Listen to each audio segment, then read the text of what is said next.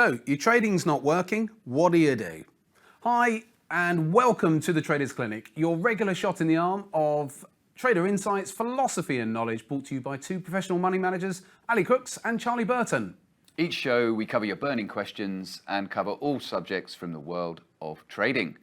Okay, so this is a question that you've had. Yes. Let's explore this. So I got sent this question. So what do you do when your trading is not working, and how do you cope? So I thought it was really interesting because it throws up the initial idea of what do you mean by not working? Yeah. So could that be that you are losing money? In probably most cases, that's what is being implied. But could it be that you're flat and you haven't made any money, you're just breaking even for a period of time? Or could it even be that you are profitable, but you're not as profitable as you would like to be?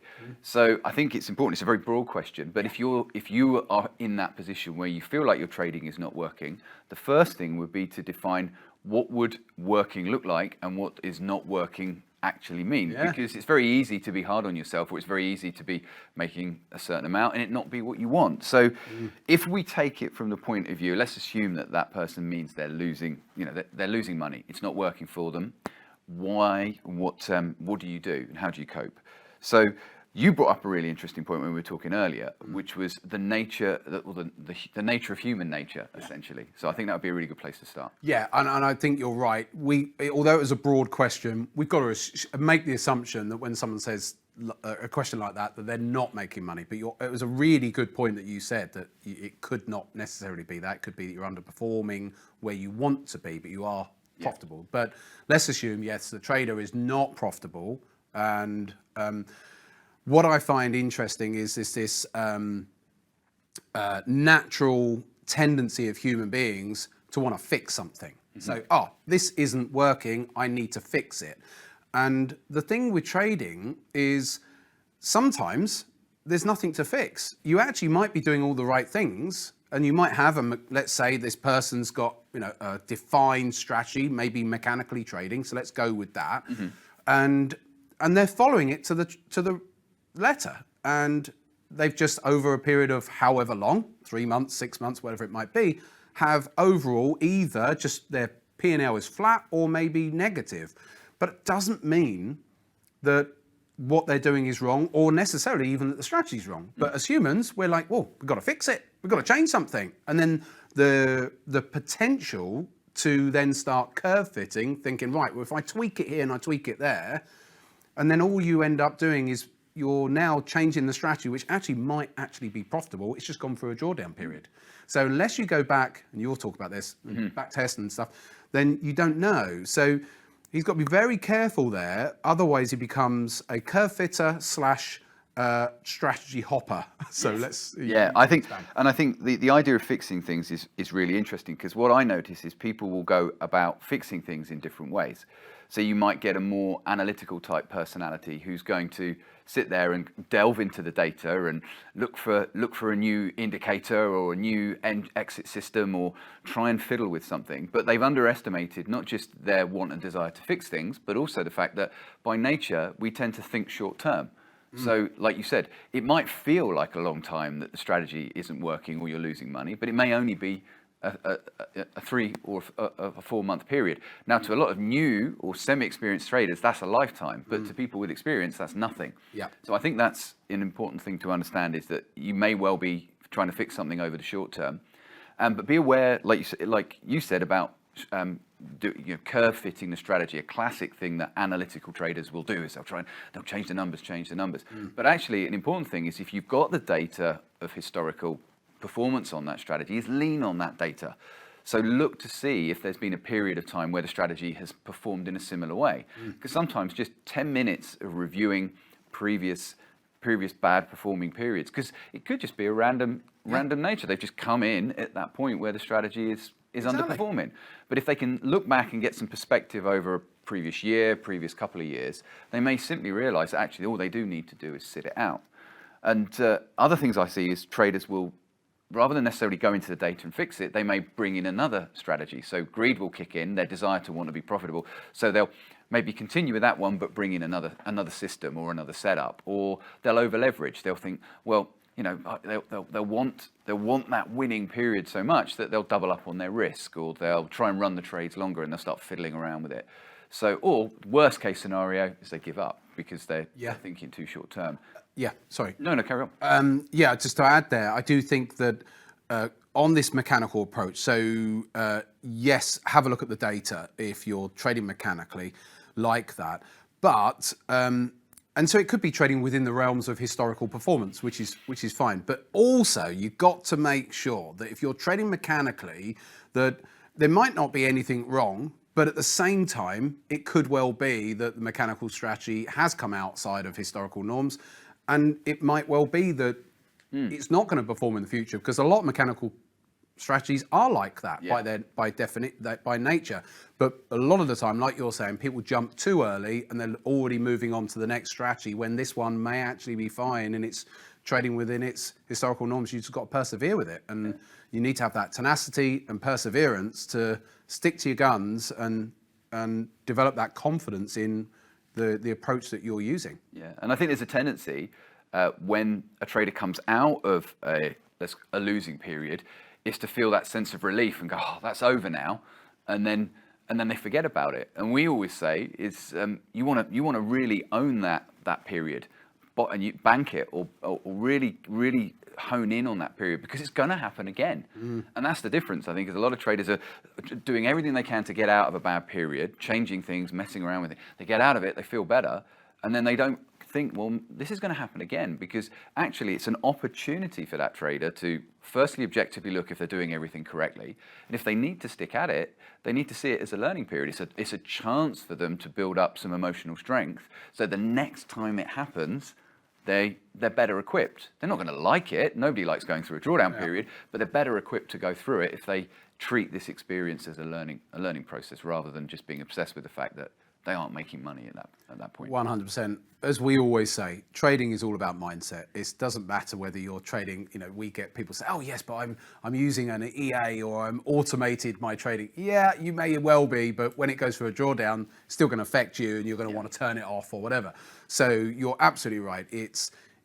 Most of trading is mental agility, mental strength. And unfortunately, most people don't develop that enough, because they're too obsessed with strategy and technique and when's my next trade and all of that, rather than, I always say what you've just said there, bottle that. So if you've just gone through a period of flat drawdown, whatever, like you just said, it's going to happen again in the future. You come out of it, but don't think, phew, that's it, that's done. That's never going to happen again, because it will do. It will, in a different guise, it will happen again at some point in the future. So bottle that whole experience, log it, screenshots of the sort of trades you were doing at that time, make notes galore, because then you can draw upon that experience in the future. And a lot of people don't do that because they forget it. And then in the future, they're a year down the line and it's happening again, and they're like, oh, I'm not happy with this. And they've forgotten, oh yeah, I've done this before. Yes, they aren't able to draw on that experience. Yeah. Good. So, interesting question we got here. How much does intuition and gut feel play a part in your trading? We could talk about this for a long while. Yeah. So this is an interesting one, because we've just been talking about experience. So going through a period of drawdown, that's an experience point that you can bank or bottle, as you said. And I think so to answer, do I trade on gut feel? No. But do I have experience that I've built up over the years that I will bring to the table in a scenario where I may see the market in a certain way, and I may not consciously go, oh, that's like the time in 2011 when this happened, but I'm almost subconsciously drawing on all of the previous experiences I've had. Exactly. So I wouldn't say I trade on gut feel, but there are things that I will do that I'm sure are as a result of the experience, and there'll be certain decisions I will make that are based on experience that to somebody else might go, who's new, well, why are you doing that? Well, it's the build up of years and years of learning, essentially. Yeah, and I think that gut feel, just to add to what you've just said there, from my perspective, it's the same. No, don't ever trade on gut feel, but you can still use it to a degree to help you, because sometimes the trades, and it's it's an old adage really, but the trades that you really don't want to take are the ones that end up being the best trades, the ones that feel the most pain at outset, that you really don't want to take it, and you've got that in your gut, it feels like, oh, this is, the setup's there, and you're taking your trade, but you just feel like, oh God, it might be that there's a load of news out. The whole news environment is very pessimistic. Let's take the stock markets for this year. That's a classic example.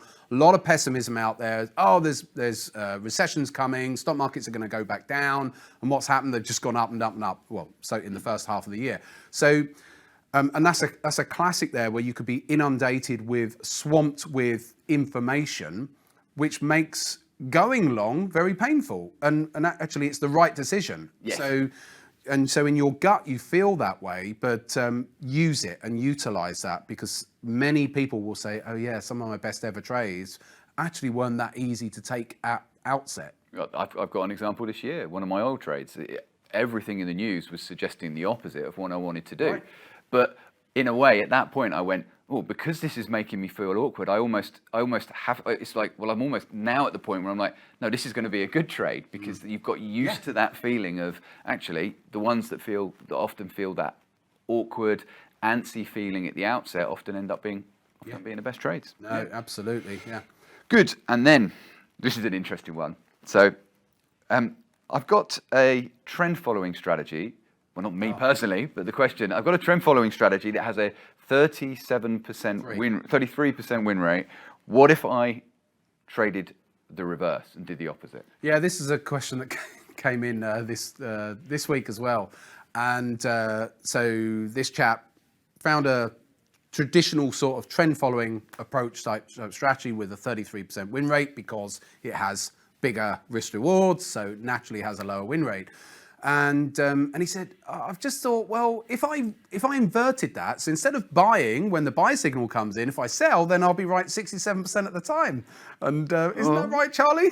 And I'm like, it's not really that simple, because if you invert it, you've still got to put a stop loss in there for starters. So where you put your so the point where you would otherwise be buying and trying to run it, well, some of those will run up to some degree or another and then just roll over. So when you're selling at that point, well, you've still got to put a stop loss in. So some of them are just going to get stopped out, even if you were right. Exactly. And they're going to get stopped. They're going to get stopped out before it comes down. And where are you going to target? So that whole 67% win rate gets chucked out the window as soon as because you have to put a stop loss in it, and you also have to have a reward as well for your trade. So it's not as simple as just turn it upside down and just doing the opposite, because you've got to have stops and targets, and it may well be that it just can't work in reverse. Yeah, I think it brings the wider issue that you see a lot with people in that sort of 0 to 1 year window, where they'll come up with this theory of, well, if I just do the opposite, or if I just don't have, they'll come up with something, and they're trying to fit a square peg in a round hole, essentially. If I just do the opposite, and it comes back to only thinking one consequence. They're not thinking second, third, or fourth consequence, because they haven't got the experience. And what seems so obvious on paper, invariably, is it's like they're trading in 2D. Yes. Not in 3D or beyond. So it's an interesting concept there. So on that note, I think we trade in 3D. There you go. Yeah, trade in 3D. My name's Charlie Burton. My name's Ali Crooks. Trade safely out there.